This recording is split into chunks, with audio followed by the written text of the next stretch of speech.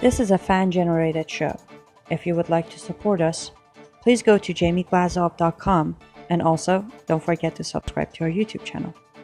All your support is greatly appreciated. Annie Cyrus is a Sharia survivor. She was abused and imprisoned as a teen in her native Iran. She escaped to America and is an advocate for women and girls suffering under Sharia. Ms. Cyrus is with AccuNews News and is the producer of the Glazoff Gang. Her website is liveuptofreedom.com. Good evening. Thanks for being here. As I normally say, it takes courage to be here. For me and for you. Because unfortunately, based on 8 years of misinformation, in this beautiful country, we're standing where the truth is punished by violence. I was born and raised in Islamic Republic of Iran, and it's very important to always say Islamic Republic of Iran. Reason for that, I come from a country with a very beautiful culture, a very beautiful history. But in 1979, an Islamic revolution took place, and my birthplace went from what was known as mini America in Middle East to Islamic Republic of Iran. Within 90 days, every single right and freedom was taken away from especially women. Within 60 days of the revolution, it was mandatory for every single woman to wear the hijab. Mandatory, not a choice.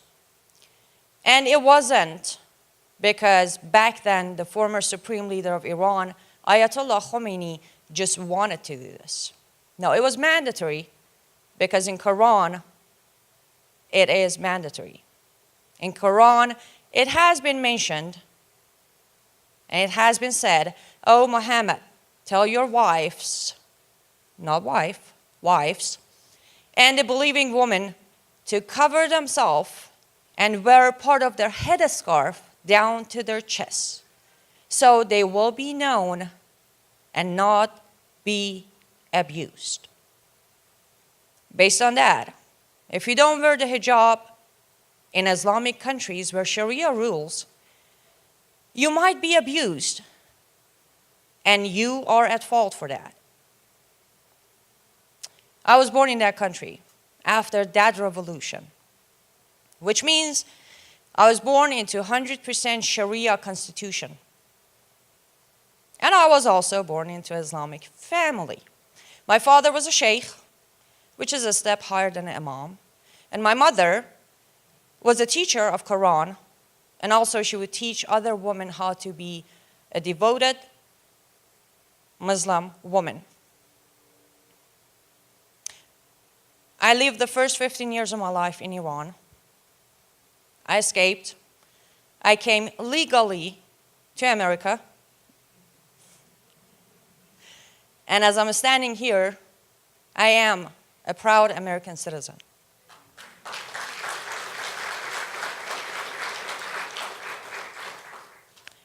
I am 33 now, almost 34 actually.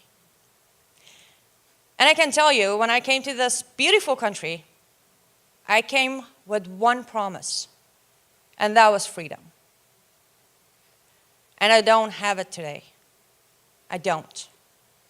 The reason I don't have it today is because those who have the power decided to manipulate and sugarcoat what Islam and Sharia stand for.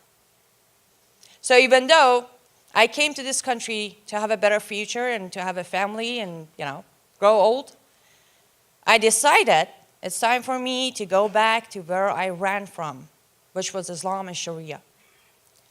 Because if I don't come out and if I don't tell you that at age 9 in my country, they put a white burqa, for those of you who may not know what is a burqa, it's the one that looks pretty much like a trash bag, covers the whole thing, just see the face. They put me on one of those with all other students at my school who turned 9. They took us into a place like here. I mean, forgive me, not like a church. I mean, a room like here. And there was an imam on a stage, and he went on saying, starting now, under Islam, you're all adult women. Starting tomorrow, you will be responsible for your actions. You will face consequences. You will follow Muhammad, and you will die fighting for Allah. 9 years old, every single one of us. The entire country did that specific day. Any little girl at age 9 went to one of those rooms and was informed that starting right now, she's not a little girl anymore. She's an adult woman. Oh, important part. You also will get married if your father decide for you to get married. If I don't stand here and I tell you, my father decided for me to get married, and he sold me when I was at the end of my 13, getting close to my 14, to a man, and in return he received $50. He received American dollar and a worth of a month of opium use for his use. If I don't tell you this, you would most probably think child marriage or child bride is a cultural thing. No, it isn't. It's an Islamic thing. It is authorized by Allah and practiced by the perfect man, which is Muhammad. He had a wife who was 6 years old. Well, yes, he didn't consummate the marriage until she was 9. But because of that, and because in Quran Allah said, we sent you Muhammad the prophet, the perfect example of a man, so you do what he does, to this day, a Muslim man can marry a little girl as young as an hour old and can consummate that marriage at age 9. I was close to my 14, but I can tell you, it doesn't matter. I could be 9, I could be 5, I could be 14. The worst part of it is the feeling when you stare at your father. I know America. I know the beautiful culture here. I know a father would die for his daughter. But I had a father who handed me to this man to make Allah happy. Not only he didn't protect me, he put me purposely on harm's way. And if you think my father was the only man who decided to do that, no. In average, every single day, between 5 to 7 little girls are being sold in Islamic countries. Every single day. Because there are so many people who want to believe that there's a heaven for them.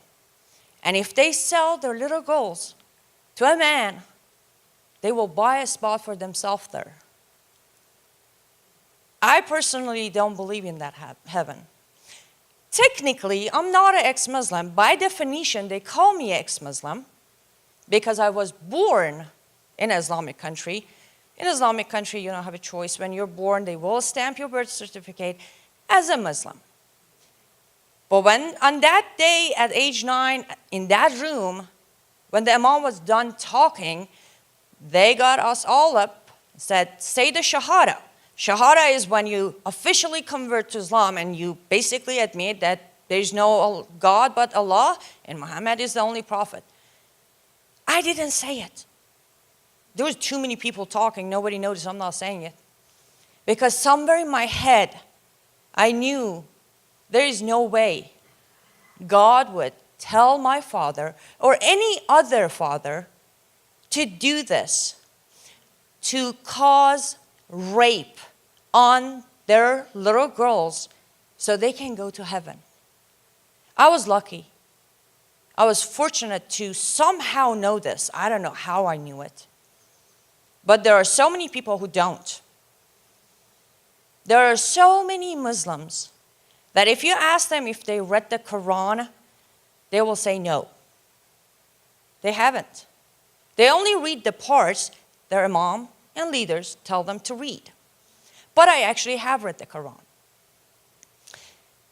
By around age 5, I had the Quran memorized. I had no idea what I was saying. I just had it memorized because my mom would drag me with her to all these classes where she started, she would teach Quran. But then when I went to school, starting 2nd grade, they say mandatory, you have to learn Arabic because you need to learn Quran because you need to say the prayer. I raised my hand and said, quick question. So you're telling me Allah who created this is not bilingual? All he got is Arabic? I got 3 days suspension. Later on, I started reading the Quran for myself. I came to the first surah, which every Muslim, ask any of them, ask them if they do their prayer. They say yes. It's 5 times a day. The entire thing is 20 times. So they repeat the first surah of Quran 20 times. And the very last verse of this surah, forgive me, I'm just a messenger, refers to all Jews and Christians as the cursed people. So every Muslim, radical or not, extremist or not, lovely or not, moderate or not, 20 times a day calls everyone in this room people who were cursed by Allah. I think that was the first time I stood and I'm like, wait, what? So Allah says, I created everyone equally, but then decided to curse some of his creation, ? Moving forward, when my father sold me, took him 5 minutes to sell me, 5 minutes. First I cried, then I begged, then I asked him why. He brought the Quran and put it in front of me. He went to the 4th surah of Quran and he read, where he is in charge of me. Because I have half the brain and he's got the full brain. Then when the so-called husband started beating me non-stop, I went to my father. I said, he's beating me. He brought back the Quran. 4th surah, read. Allah says, if you think, you don't need to have any proof, you just think that your wife is going to disobey you, first warn her, then separate your bed, then beat her until she obeys you. He's not doing anything illegal. Go home. So I kept reading the Quran. The more I read, the more I realized, oh my God, who is this Allah? Everything, every word, every single verse of this book is teaching nothing but hate. Yes, I'm not here to spread hate. I love everybody. I would say, I think it's fair to say, after what I've been through, and let me just quickly give you a recap. I was put in prison, I was lashed, I was beaten, I was raped, and I was sold to marriage. I think after all that, by age 15, I would have every right to hate everybody. But no, I want to love everybody. But the problem is, how do I love someone who is reading this book, where the book tells him to sell your daughter, to beat your wife, and also, by the ways, just in case if you're not happy with one wife, you can get the second one, third one, hey, get the 4th one. An unlimited rental wife, also known as, sex slaves. How can someone read this book and expect me to love him? Because he doesn't love himself. Where does love come from? I gotta love me before I can love you. And if this man is willing to follow these orders, it's impossible for him to have any love for himself. So, again, I don't hate them. I pray for them. I do. I talk to many of them.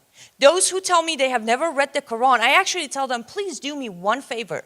And I will also ask you, please grab the Quran, and I don't expect you to go through the whole thing. Just read the 4th surah of Quran. It's called An-Nisa, the woman. 176 verses. Allah took the time to have a full surah to tell a man to count a woman as nothing. No respect. Nothing but a property like I was. I was nothing but a property to my father. That's why he sold me. Read that surah and do what I do. When you talk to a Muslim, ask them if they read that surah. If they haven't, advise them to read it. Because any human, anyone who reads that surah will come back asking questions, which is not allowed in Islam. Because I did.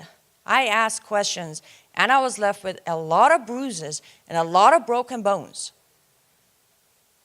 You're not allowed to question. But the only way for all of us to be able to live in peace and harmony is to be able to wake every single, as you mentioned, every single Muslim who's a victim of Islam. If we wake them up, if they realize what they're following, they stop following it. If this so-called religion has no follower, then there is no religion. It's done. This is not going to happen with hate. I agree. It doesn't need a war. No, it needs education. Everybody needs to read this Quran.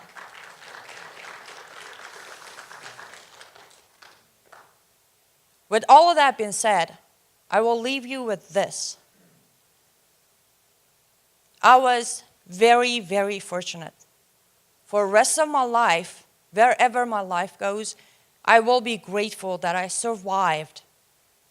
Even though they broke me into pieces, they shattered me to pieces, I was able to build myself back up and have the opportunity to stand here and give you my life story. But please remember, every single day, there is at least one Annie Cyrus left behind. And when they go to sleep, they always pray that all of us will do something to save them. So as long as we are quiet, we are no answer to their prayers. Please get educated and then start educating other people. Speak out. Love everyone, but speak out. This is a danger, not just for us Americans. This is a danger to human society. And if I know one thing about everyone in this room, you all have your humanity. That's why you're sitting here. I know you love America, but I think beyond that, you love human society. Thank you so much.